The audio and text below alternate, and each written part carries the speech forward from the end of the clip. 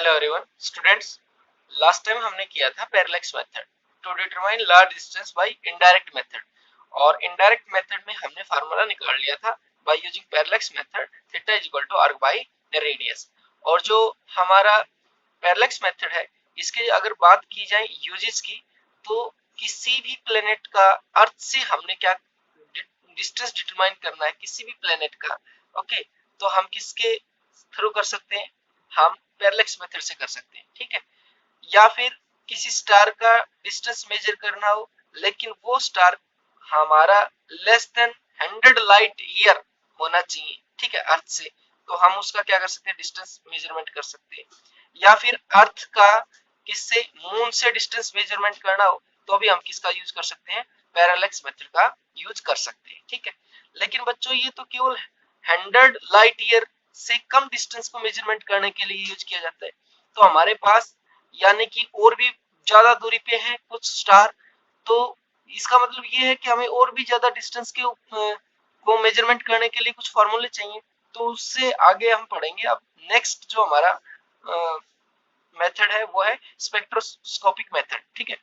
Spectroscopic method में क्या करते हैं बच्चों हम This method is used for the measuring distance of a star which are more than 100 light year। तो वो जैसे कि मैंने बता दिया था कि 100 लाइट ईयर से लेस डिस्टेंस को मेजरमेंट करने के लिए किसका यूज करते हैं? पैरेलैक्स मेथड का। और इससे ज्यादा डिस्टेंस को मेजरमेंट करने के लिए किसका यूज करेंगे? Spectroscopic method, okay. अब एज वी नो, जैसा कि हमें पता है बच्चों कि स्पेक्ट्रोस्कोपिक पे जो इंटेंसिटी आती है वो इनवर्सली प्रोपोर्शनल होती है स्क्वायर ऑफ डिस्टेंस के, ठीक है। इसका मतलब ये है कि सोर्स हमसे ज्यादा जितनी दूरी पे होगा उतनी इंटेंसिटी हम तक क्या पहुंचेगी? कम पहुंचेगी, ठीक है। तो ये होता है फार्मूला, ओके। स्पेक्ट्रोस्कोपिक की इंटेंसिटी मेजरमेंट का क्या है? फार्मूला है कि intensity inversely proportional to square of distance between them, okay. अब हमने क्या किया बच्चों कि कोई भी मतलब दो स्टार हमने कंसीडर कर लिया अर्थ के, ठीक है। एक हमने यहाँ पे स्टार कंसीडर कर लिया, एक यहाँ पे स्टार कंसीडर कर लिया। ये फर्स्ट स्टार हो जाएगा, ये सेकंड स्टार हो जाएगा, ओके। अब बात करेंगे हम कि भाई नियर बाय स्टार से जो इंटेंसिटी आई उसको हम इस प्रकार से डिटरमाइन कर लेंगे कि उसको I1 ये इनवर्सली प्रोपोर्शनल हो जाएगा R1 के स्क्वायर के, ठीक है। साइन ऑफ पॉजिटिव हटाने के लिए मैंने कांस्टेंट लगा दिया यहाँ पे, तो I1 इज इक्वल टू किसके बराबर हो जाएगा? K बाई R स्क्वायर के, इस प्रकार से, ओके।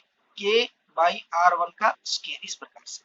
अगर बात करें कि सेकंड की इंटेंसिटी निकालें, यानी कि जो स्टार फार ऑफ है, ठीक है, उसकी इंटेंसिटी निकालें, तो सिमिलरली वो I2 is equal to K R2 का क्या हो जाएगा? स्क्वायर हो जाएगा।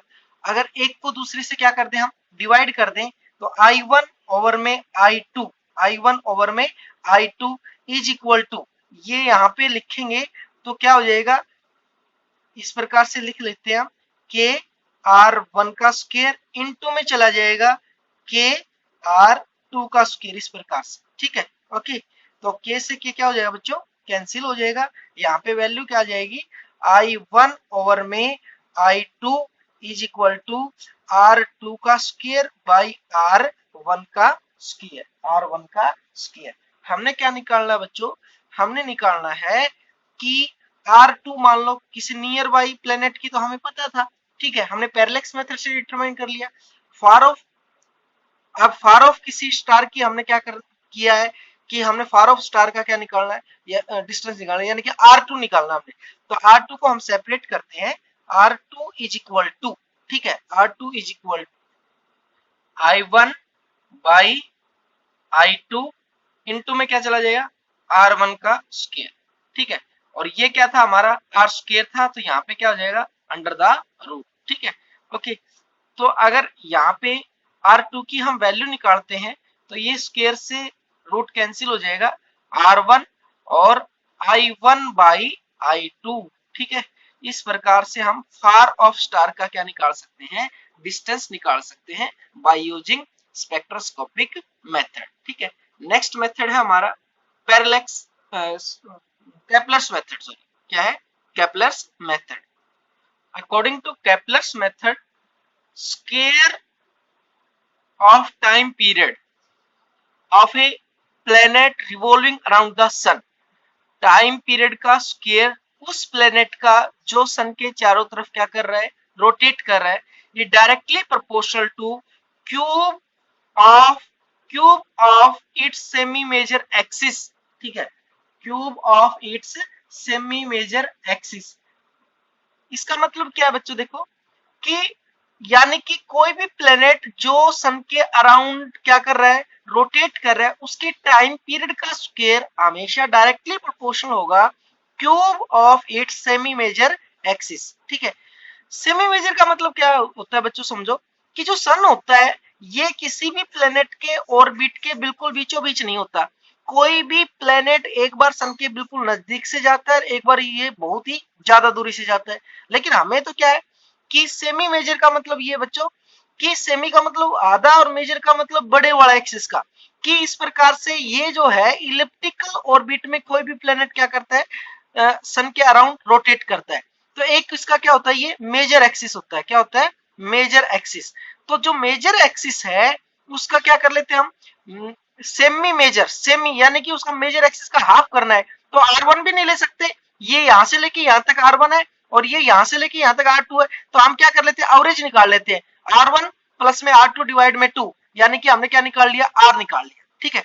अब क्या होगा, ये सेमी मेजर होगा यानी कि मेजर का हाफ, और इसका क्या करना है, क्यूब करना है। तो ये होता है बच्चों, ठीक है, कि केपलर्स मेथड के अकॉर्डिंग किसी भी रिवॉल्विंग प्लेनेट का टाइम पीरियड का square directly proportional of cube of its semi major axis. अब कोई भी हमने पास वाला प्लेनेट ले लिया तो यानी कि उसका टाइम पीरियड T1 हो जाएगा, स्क्वायर हो जाएगा, साइन ऑफ प्रोपोर्शनल हटाने के लिए मैंने कांस्टेंट लगा दिया और R1 का क्या हो जाएगा, क्यूब हो जाएगा। इसी प्रकार अगर कोई दूर का प्लेनेट है, ठीक है, उसका टाइम पीरियड निकालना है, जैसे अर्थ का हमें पता है मार्स का निकालना है, तो T2 हो जाएगा मार्स का K, और ये क्या हो जाएगा, R2 का स्क्वायर हो जाएगा, क्यूब हो जाएगा, सॉरी, ठीक है, इस प्रकार से। अब देखियो, एक को दूसरे से क्या कर देते हैं, डिवाइड कर देते हैं, R1 T1 बाई T2, ठीक है, इज इक्वल टू क्या हो जाएगा, K R1 by K R2, इस प्रकार से। K से क्या हो जाएगा, कैंसिल, ये क्या है बच्चों, क्यूब है यहाँ पे, और यहाँ पे क्या था, स्क्वायर। इस साइड से टेकिंग रूट बोथ साइड, तो इस प्रकार से ये क्या हो जाएगा, T1 by T2, T1 by T2 is equal to under the root R1 का क्यूब बाई R2 का क्यूब।